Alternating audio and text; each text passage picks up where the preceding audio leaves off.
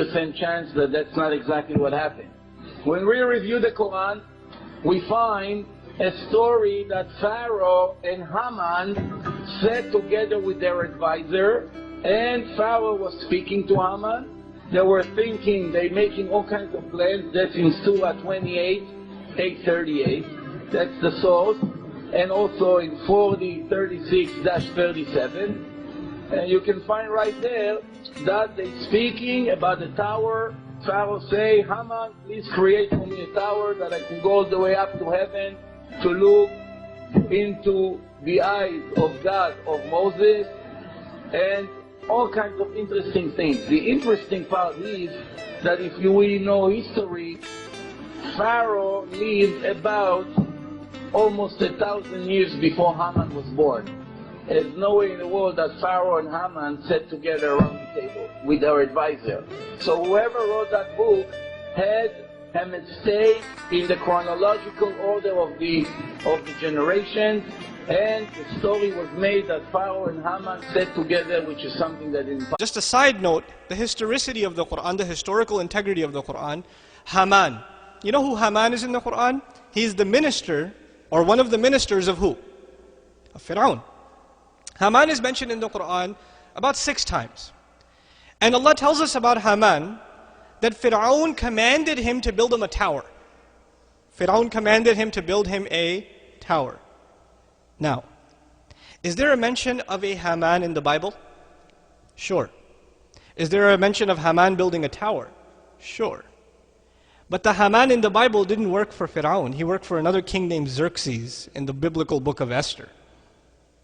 So the biblical Catholic scholars in the 1600s, who were first getting into Orientalist studies, Islamic studies, they looked this thing up in the Qur'an and said, aha, we found a mistake in the Qur'an. Look, they're talking about Haman working under Fir'aun, while the book of Esther tells us that Haman worked under the king named Xerxes 1,000 years after the Pharaoh in Babylon, not even in Egypt, and he built them a tower. You ever heard of the story, the Tower of Babylon? So they challenged the historical integrity of the Qur'an. Ma'adallah, they said from the disbeliever's point of view, oh, Muhammad must have plagiarized it from a priest and made a mistake because he mixed up the story of the Tower of Babel, right? And the story of Xerxes with the story of the Pharaoh, and he's confused between the two of them. That's what he did. Misquotation in the Qur'an.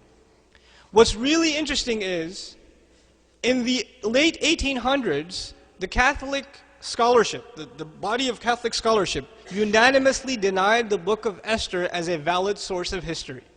They acknowledged their own book, they acknowledged that their own book, unanimously, is legend, just stories made up, names made up. The Jewish encyclopedia even now tells you the book of Esther has no historical value. None whatsoever. But then it remains, this one question remains. The Qur'an tells us that this Qur'an tells Bani Israel about the things that even they disagreed in. Even they disagreed in some stuff, and this Qur'an tells them. This speaker is giving this to you. He can't be the speaker then. This knowledge is coming from somewhere else. Now check this out. You know Maurice Bucquet is a famous Muslim who wrote Bible, Qur'an, and science? Before he got into that subject, he was a historian. He wanted to study Islamic history. When he came across this problem presented by Catholic priests, he did a little research. You see, what happened in the late 1800s was the Egyptian hieroglyphics were now being revived as a language, because hieroglyphics had died. About almost 2,000 years before the Prophet ﷺ, Egyptian hieroglyphics had died as a language. And they were revived by German and French scholars. The study is called Egyptology. They traveled to Egypt, they studied the hieroglyphics, and they developed a scheme of spelling those images and turning them into pronounceable words and all this stuff. Okay? It started about 120, 130 years ago. So they got into this study, and they made documentations of who the ministers that are mentioned in the documents of the Egyptians, what their roles were, etc., etc. Maurice travels to France, goes to an Egyptologist and asks him, by the way, in your records, did you see any name Haman?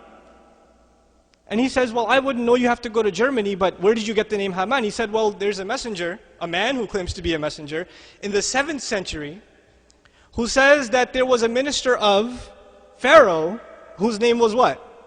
Haman. And he told him to build a tower. He said, that's impossible. Nobody could have had access to any names from that time, because the language has already died at the Prophet's time for how long already?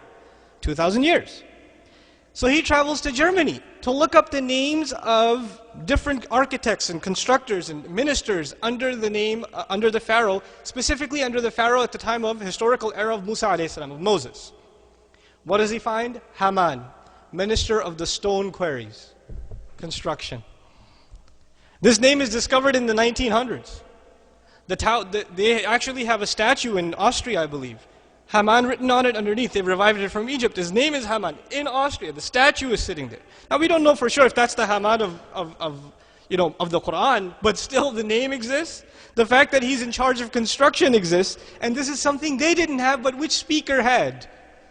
The Messenger of Allah, but actually the speaker is who then? Allah subhanahu wa ta'ala.